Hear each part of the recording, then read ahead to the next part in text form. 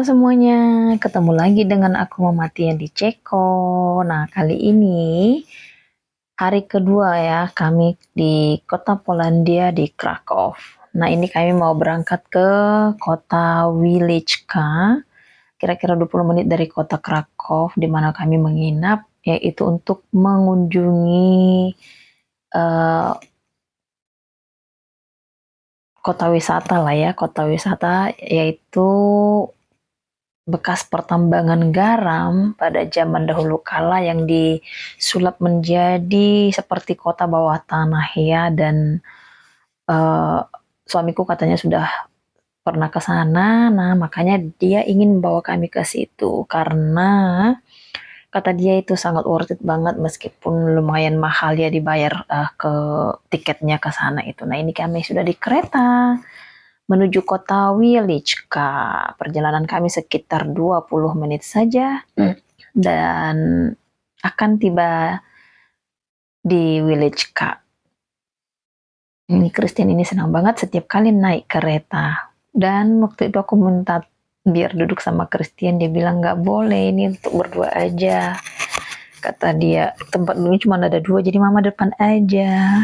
Semakin pintar anakku ini kan.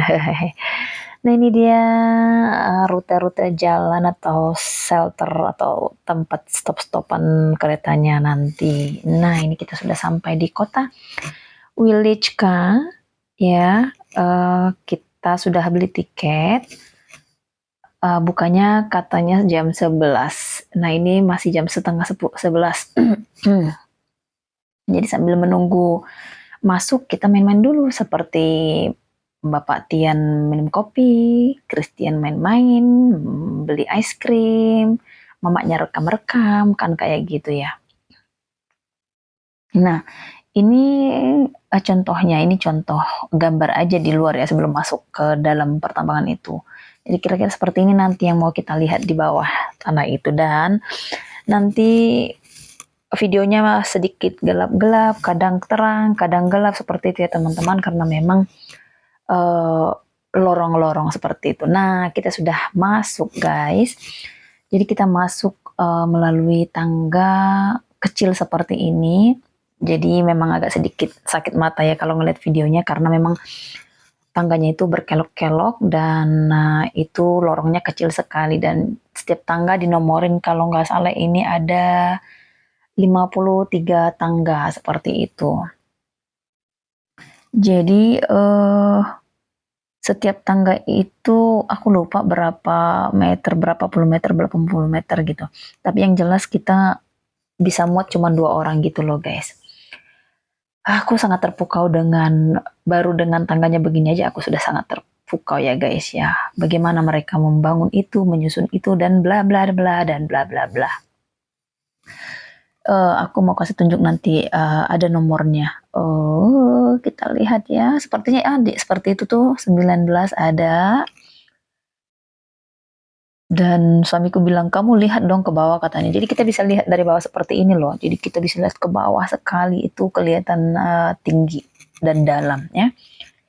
Nah, ini dia nomor 53, berarti kita sudah sampai di bawah tanahnya dan kita disambut oleh tour guide-nya. Jadi teman-teman, kalau di sini kita mau tour, kita nggak bisa jalan sendirian karena lorongnya itu banyak, gelap, dan seperti labirin. Jadi kita harus bergrup seperti itu dan dipandu oleh pemandu wisata. Tanpa pemandu wisata kita akan tersesat dan tidak akan pulang-pulang. Nah, sedikit tentang tambang garam di Wieliczka ini.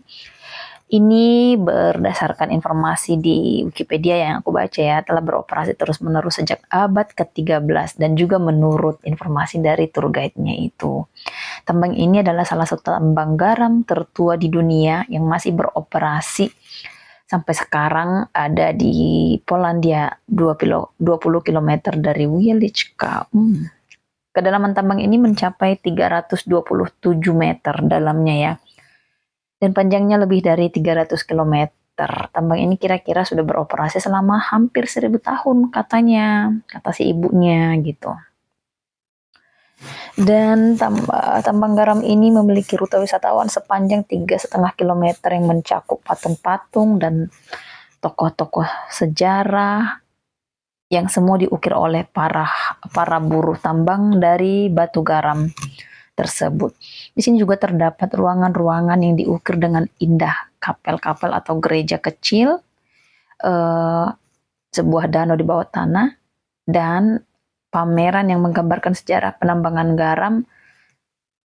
Dan tambang garam ini dengan tepat disebut sebagai katedral garam bawah tanah di Polandia karena menurut si ibu tour guide-nya itu, mereka membuat gereja seperti katedral di sana atau ya seperti gereja lah ya. Itu karena mereka buat itu bukan hanya untuk hiasan tapi untuk memohon pertolongan kepada Tuhan, untuk mereka selalu berdoa di sana karena negara Polandia ini adalah salah satu negara yang yang religius ya, yang sangat religius gitu. Jadi mereka membangun itu bukan hanya untuk dekorasi tapi untuk tempat mereka berdoa ketika mereka berada di bawah tanah. Ya, kita tidak tahu ya saat itu seperti apa bentuk bawah tanah ini. Sekarang aja ini sudah bagus diukir, direnovasi, dan lain sebagainya. Nah, ini kalian lihat ini tanah-tanah, kok tanah sih? Kayak stalaktit dianya ya, itu garam-garam. Jadi kita bisa jilat, kalau pas kita jilat itu asin banget. Tour guide-nya hanya bilang tidak boleh menjilat patung-patung yang sudah diukir dan jangan dipegang. Jadi tidak boleh pegang patung, tidak boleh jilat ya. Selebihnya kalian bisa jilat katanya gitu. Jadi aku juga nyobain loh dan rasanya garam lah asin sekali gitu ya kan. Nah, kalian lihat lorong-lorong ini ya, gelap, gelap, gelap, gelap. Ya, namanya juga labirin bawah tanah dan suhunya itu tidak akan pernah berubah, kata si ibu tour guide-nya, meskipun di luar sepanas 40 derajat kayak berapa puluh derajat kayak begitu. Nah, jadi begini nih, uh, apa seperti ini zaman dahulu kala itu bagaimana mereka mentransport garam-garam ini ke atas dengan susah payah. Mereka pakai kuda dan kudanya ditransport bagaimana seperti itu ya. Aku nggak ngebayang lah pada saat itu. Nah, para pejuang keluarga lah saat itu ya sangat bekerja keras. Ya, nah ini dia si tour leader kami itu sedang membawa kami ke lorong berikutnya ya. Aku tidak tahu caranya menceritakannya karena ini sangat panjang luas dan kami melakukan tur ini sekitar 2 jam. 2 jam bersama tour guide-nya ini. Dan tour guide-nya juga banyak dong tentunya ya, beberapa satu grup ya satu tour guide. Nah, di sini juga ada danau-danau seperti ini. Ini danaunya itu, guys, di sini danau bawah tanah dan itu tetap airnya rasa garam dan asin sekali. Nah, ini kita sudah tiba di mana nih?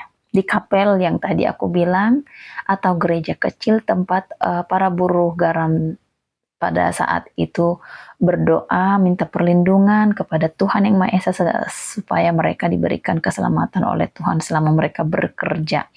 Nah, ini juga menakjubkan loh buat aku. Ini aku syuting dari atas. Kristal-kristal ini tentu tidak terbuat dari garam ya guys ya. Dan kata tour guide-nya di sini juga bisa melakukan pernikahan. Tapi ruangannya nanti ada sepertinya ada di akhir video ya. Jadi aku rasa sangat mahal untuk melaksanakan pernikahan di sini. Terus apa lagi ya guys ya? Aku lupa. Soalnya 2 jam diceritakan sama ibu-ibu tour guide-nya, jadi aku lupa lah pastinya. Pokoknya ini semua garam guys. Kita berada di dalam garam. Ukirannya garam, lantainya garam, dindingnya garam, hanya lampu-lampu saja yang tidak garam guys. Nah, sedikit informasi lagi. Katanya sekitar 800.000 pengunjung datang untuk melihat tambang ini setiap tahun. Itu info zaman beberapa tahun yang lalu lah ya.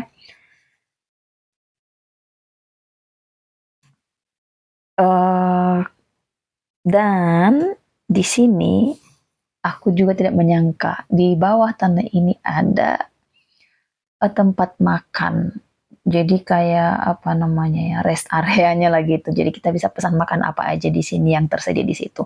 Dan tentu saja banyak souvenir di sini yang tidak terbuat dari garam juga banyak ya, tapi kebanyakan dia dari garam. Produk-produk kecantikan juga ada, batu-batu juga ada, ukiran-ukiran juga ada, seperti itu.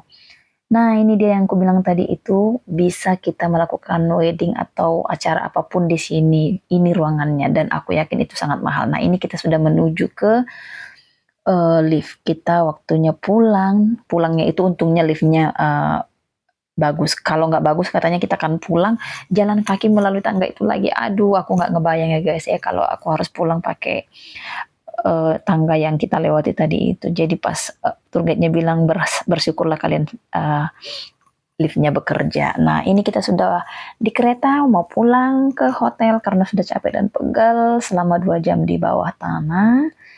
Kita waktunya pulang guys. Demikianlah informasi sekitar tambang garam di Polandia. Bye bye.